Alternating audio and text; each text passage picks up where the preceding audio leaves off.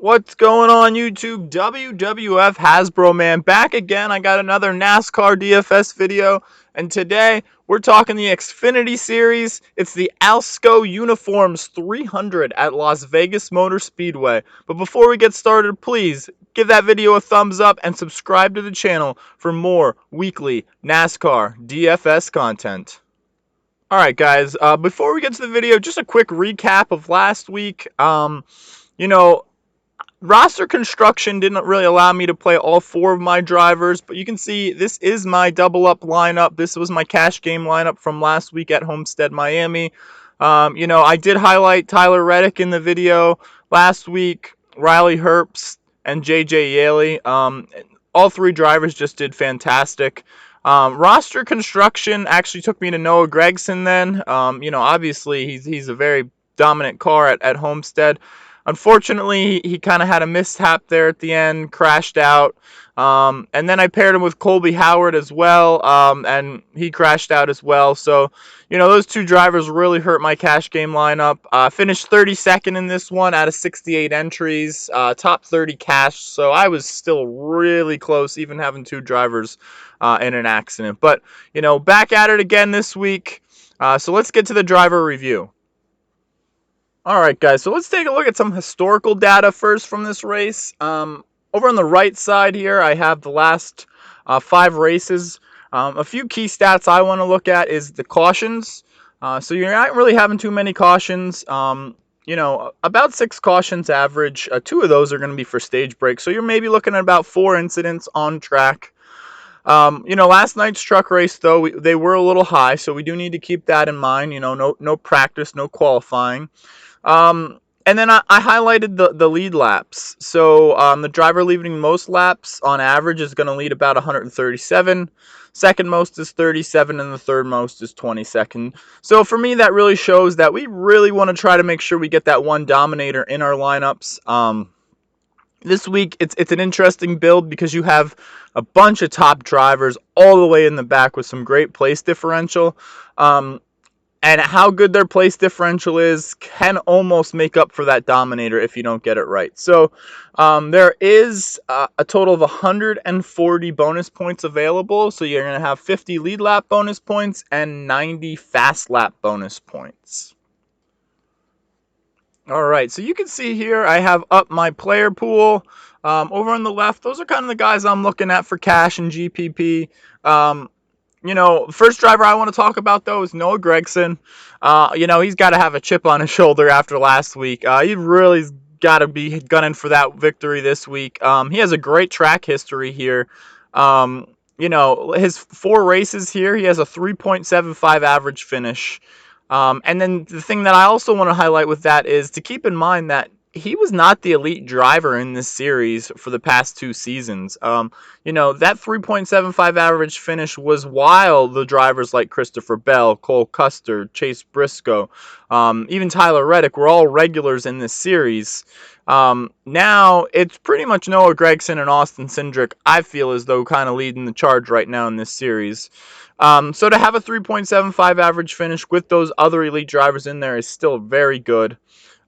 He has the second best average finish, average running position rather, on 1.5 mile tracks of all the drivers in this field for last year. He's only behind Austin Cindric. And then he has the second best Vegas odds, also only behind Austin Cindric as well. So Noah Gregson is going to be in my cash lineup for sure, as well as my GPP pools. He's going to be the first driver that I'll be locking in. I do want to touch on Austin Cindric, though. I will not be highlighting him.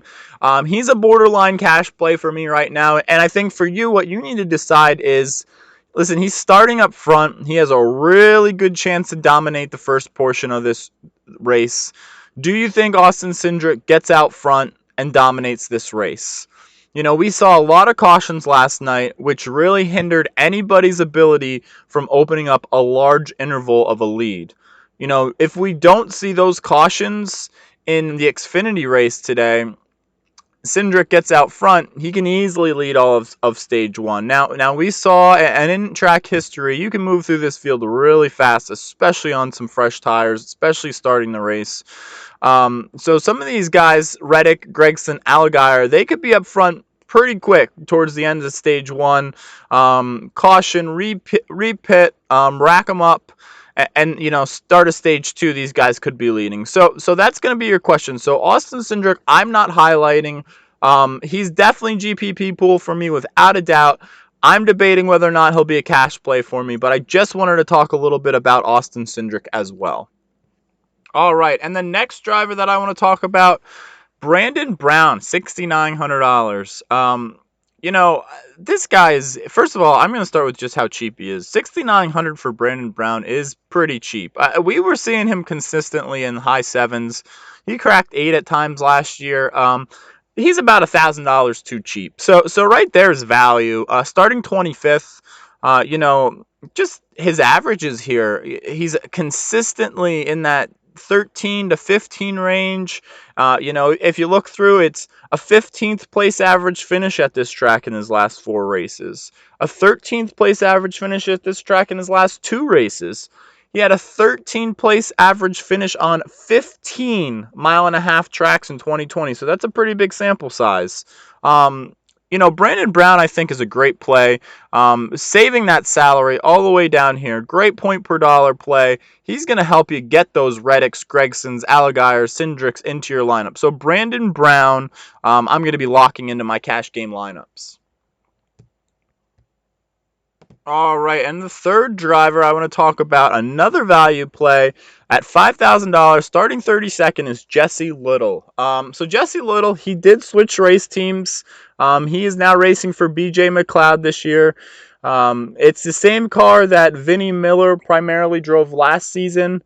If you'll remember, Vinnie had a 23rd average finish last year, and Jesse Little on mile-and-a-halfs, pretty consistent, a 19th place average finish, and that's a 15 track sample size on mile-and-a-half. So, at $5,000, Jesse Little's not going to get up front, and he's not going to lead any laps for you, but, he offers you a solid 20th place finish, barring any accidents or anything like that. He can easily get you that 20th place finish, and that's just more value.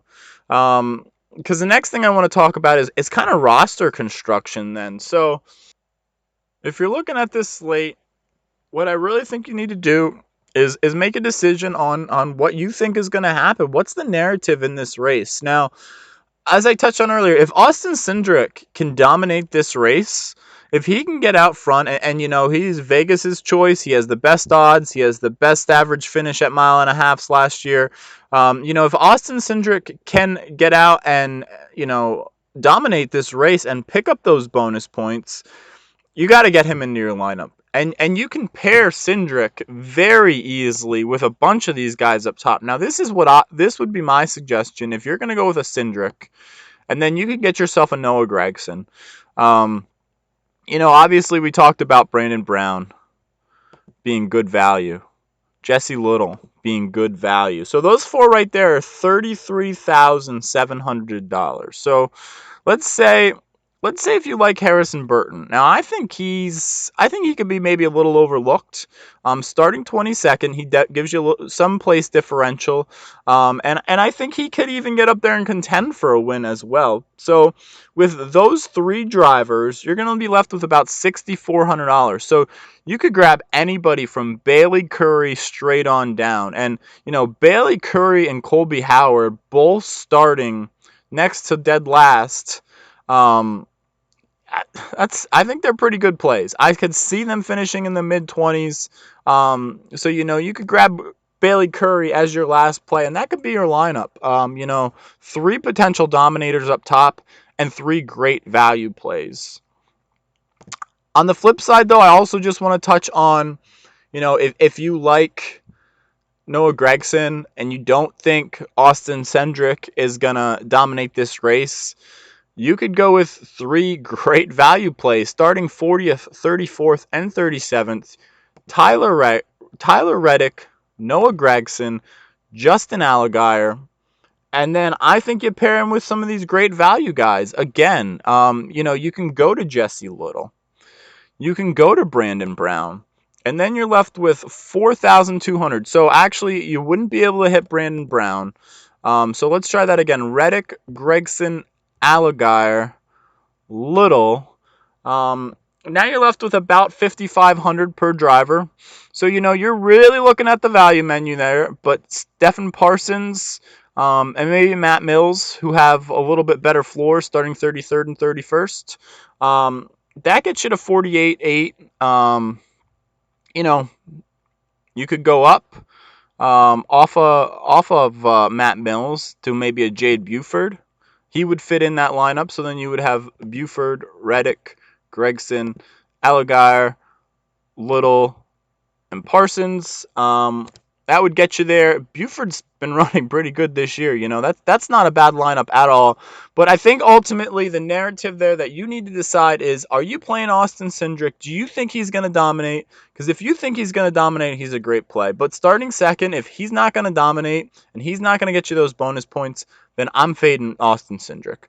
So that's going to be it for the video, guys. Please, if you liked it, give the video a thumbs up. Subscribe to the channel for more weekly NASCAR DFS content.